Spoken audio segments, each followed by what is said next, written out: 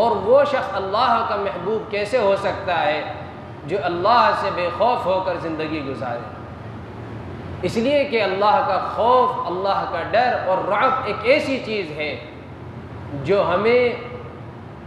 برائی کے راستوں سے، برے اعمال سے، برے کردار سے، برے اخلاق سے، بری عادات سے، برے اطوار سے، برے طور طریقوں سے اور برے سماج کو بنانے سے ہمیں روکتی ہے۔ لیکن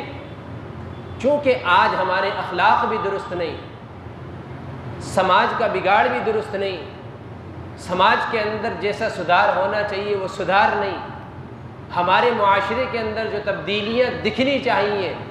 جس کو دوسری قومیں دیکھ کر ہمارے معاشرے کو پسند کرتی، ہمارے معاشرے کو قبول کرتی اور ہمارے معاشرے سے سبق لے کر اس کی طرف آنے کی کوشش کرتی، ہمارا معاشرہ، ہمارا سماج، ہمارا طریقہ، ہمارے اخلاق، ہمارے معاملات، ہماری تجارت، ہمارا کردار یہ ان کو دعوت پیش کر رہا ہوتا۔ لیکن آج یہ ساری چیزیں ہمارے اخلاق اور کردار اور ہماری تجارت و معاملات کے اندر موجود نہیں۔ اس لیے ضرورت ہے کہ ہم اپنے اخلاق، معاملات، تجارت اور تمام طور طریقوں کو نبی کریم صلی اللہ علیہ وسلم کی ہدایات کے مطابق اپنانے کی کوشش کریں۔ دعوت صرف وہ نہیں ہے کہ جو ہم زبان سے دیتے ہیں، جو ہم باہر چل پھر کر دیتے ہیں، گشت میں نکل کر دیتے ہیں۔ دعوت یہ بھی ہے کہ ہم اچھے اخلاق اپنائیں، اچھا کردار اپنائیں، اچھے افعال اپنائیں، اچھے اعمال کو اپنائیں کہ سامنے والا دیکھ کر، دوسری قومیں دیکھ کر ہمارے اعمال اور افعال سے متاثر ہو رہی ہوں، ہمارے اخلاق سے متاثر ہو رہی ہوں، ہمارے معاملات سے متاثر ہو رہی ہوں، ہمارے کردار سے متاثر ہو رہی ہوں۔ جیسا کہ کردار تھا صحابہ کا، کردار تھا صحابہ سے پہلے نبیوں کا، ہمارے نبی پیغمبر حضرت محمد مصطفیٰ صلی اللہ علیہ وسلم کا،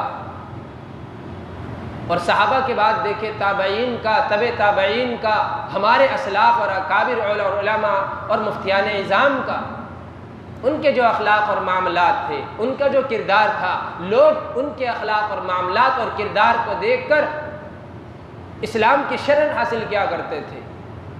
اسلام کو پسند کر لیا کرتے تھے، اسلام کو اپنا لیا کرتے تھے۔ لیکن آج ہمارے اخلاق حد درجے گر چکے ہیں، ہمارے کردار گر چکے ہیں، ہمارے معاملات خراب ہو چکے ہیں کہ آج جس کو دیکھو کہ جب معاملے کی خرابی کی بات آتی ہے، معلوم یہ ہوتا ہے کہ خود مسلمانوں میں سے بعض مسلمان یہ کہتے ہوئے نظر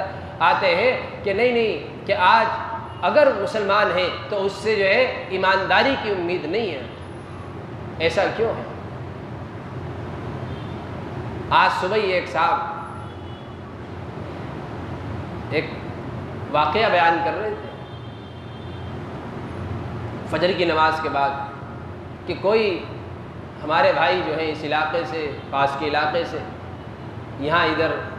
گرودوارے کے نیچے کرائے کی دکان لینے گئے تو انہوں نے دکان نہیں دی۔ وجہ کیا ہوئی؟ وجہ یہی ہوئی کہ تم اپنی مسجدوں کی دکانیں نہیں چھوڑتے ہو، اپنی مسجدوں کی جگہ نہیں چھوڑتے۔ آپ دیکھیں مکی مسجد کے نیچے، آپ دیکھیں ادھر ادھر دور دراز علاقوں میں جا کر، جگت پوری کی بڑی مسجد کے نیچے، اسی طرح سے اور نہ جانے کہاں کہاں ہماری ایسی بے شمار مسجدیں ملک کے اندر موجود ہیں، زیادہ تر شہروں میں ایسی مسجدیں موجود ہیں کہ لوگوں نے مسجد کی جگہ کرائے پر لی اور ان کو اپنے باپ داداؤں کی وراثت سمجھ لیا کہ نہیں ہمارے باپ نے لی تھی، دادا نے لی تھی، تو کیا ان کا بے نامہ کر لیا، ان پر قبضے کر کے بیٹھے ہوئے، ان کو چھوڑنے کے لیے تیار نہیں ہے، جبکہ مالک زمین کا یہ حق ہے کہ جب اسے اس کی ضرورت ہو ہم اس کو واپس لوٹا دیں۔ لیکن آج ہمارا معاملہ مساجد کے ساتھ ہی درست نہیں ہے، اللہ کی جو پراپرٹی ہے، جو وقف پراپرٹی ہے، وقف املاک ہے، آج اس پر لوگ قبضے کرے بیٹھے ہیں۔ جب یہی ہمارے معاملات درست نہیں ہے تو لوگوں کے ساتھ ہمارے معاملات کیسے درست ہو سکتے ہیں؟ وہ کیسے خوش اخلاق اور خوش اعمال اور خوش معاملات ہو سکتے ہیں؟ نہیں ہو سکتے۔ تو ہمارے معاملات حد درجے گر چکے ہیں، وہی بات عید کے خطبے میں بھی کہی کہ ایک زمانہ آئے گا، نبی نے فرمایا کہ لوگ اس بات کی پرواہ کرنا چھوڑ دیں گے کہ جو ان کے پاس مال آ رہا ہے، جس مال کو وہ جمع کر رہے ہیں، حاصل کر رہے ہیں، سیونگ کر رہے ہیں، کہ وہ حرام راستے سے آ رہا ہے کہ حلال راستے سے آ رہا ہے، امن الحلال ام من الحرام۔ آج اس کی پرواہ کرنا لوگوں نے چھوڑ دی، جس کو دیکھو بس مال کی ہوس، اور ایسی ہوس کہ بس مال آئے، جیسے بھی آئے، جہاں سے بھی آئے، جو کرنا پڑے، ایمان بیچنا پڑے، جسم بیچنا پڑے، اولاد بیچنی پڑے، بیوی بیچنی پڑے، کچھ اور بیچنا پڑے، سب داؤں پر لگانے کو آج تیار ہے۔ کس درجے کے ہم بے ایمان ہو چکے ہیں، ذرا ہم اپنے کردار اور اپنے اعمال پر، اپنے معاملات پر غور کریں کہ آخر ہم کس طرف جا رہے ہیں۔ پھر ہم یہ امید رکھتے ہیں کہ ہمارے حقوق کا تحفظ کیا جائے، پھر ہم اللہ تبارک و تعالیٰ سے یہ امیدیں باندھتے ہیں کہ یکساں سول کوڈ جیسی لعنت ہمارے اوپر مسلط نہ ہو۔ ہم یہ امید رکھتے ہیں اللہ سے کہ 3 طلاق جیسا بدتر قانون ہمارے اوپر نافذ نہ ہو۔ ہم یہ امید رکھتے ہیں اللہ تبارک و تعالیٰ سے کہ طرح طرح کے شریعت مخالف قانون ہمارے اوپر لاگو نہ ہو۔ تو کیا ہماری امیدیں پوری ہو سکتی ہیں جبکہ ہمارے اعمال اور ہمارے افعال درست نہ ہو؟ ہمارے اعمال اور افعال تو درست نہیں ہیں، دوسری طرف ہم جو ہے ایسی عمدہ ترین اور اعلیٰ ترین امیدیں باندھیں اللہ سے۔ یہ تو ایسا ہی ہے جیسا کہ اللہ کے نبی صلی اللہ علیہ وسلم نے فرمایا، الکیس من دان نفسہ وعمل لما بعد الموت، کہ دیکھیے عقل مند تو وہ شخص ہے، مراد کو پہنچنے والا، کامیابی کو پہنچنے والا تو وہ شخص ہے جو مرنے کے بعد والی ہمیشہ کی آخرت والی زندگی کے لیے نیک اعمال کرے۔ والعاجز من اتبع نفسه هواه وتمنى على اللہ، اور بے وقوف اور نامراد اور ناکامیاب اور کامیابی سے محروم ہو جانے والے وہ لوگ ہیں، وہ مرد و عورت ہیں جو اپنی دلی خواہشات کی، نفسانی خواہشات کی، ناجائز خواہشات کی اتباع کر رہے ہیں، اس کے پیچھے چل رہے ہیں، اس کے مطابق زندگی گزار رہے ہیں، اپنے من کو راضی کرنے کی کوششوں میں زندگی گزر رہی ہے، اور اللہ سے امیدیں باندھتے ہیں کہ اللہ تو غفور الرحیم ہے، تواب الرحیم ہے، اللہ تو معاف کر ہی دے گا، اللہ تو کام بنا ہی دے گا، اللہ تو دعا قبول کر ہی لیں گے۔ ایسا کیسے ہو جائے؟ ہمارے اعمال اور افعال درست نہیں ہیں تو ہماری دعائیں بھی کیسے قبول ہو سکتی؟ آج ایک دوسرے کو سمجھنا سمجھانا، آج ایک دوسرے کو برائی سے روکنا، بھلائی کا حکم کرنا، آج یہی ختم ہوتا جا رہا ہے۔ کوئی برائی کر رہا ہے، کوئی اس کو کچھ کہنے والا نہیں ہے، کوئی سمجھانے والا نہیں ہے، کوئی تنہائی میں جا کے اس کی تربیت کرنے والا نہیں ہے، کوئی شراب پی رہا ہے،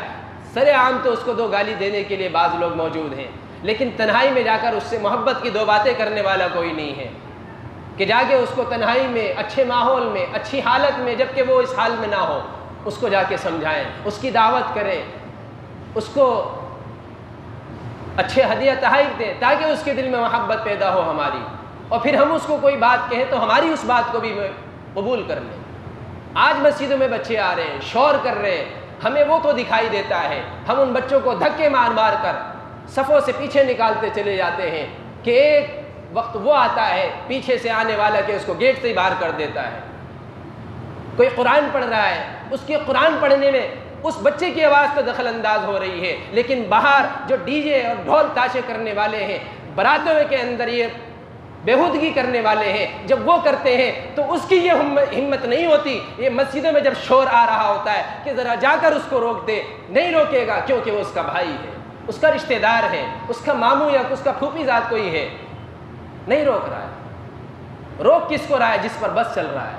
جو معصوم ہے، جو بے گناہ ہے، کہ جن کے اس گناہ کا ان کو کوئی گناہ ہی نہیں مل رہا ہے، ان کی اس شرارت کا اللہ بھی تبارک و تعالیٰ ان کا کوئی مؤاخذہ کرنے والے نہیں ہیں۔ جو معصوم ہیں ان کے اوپر تو فوراً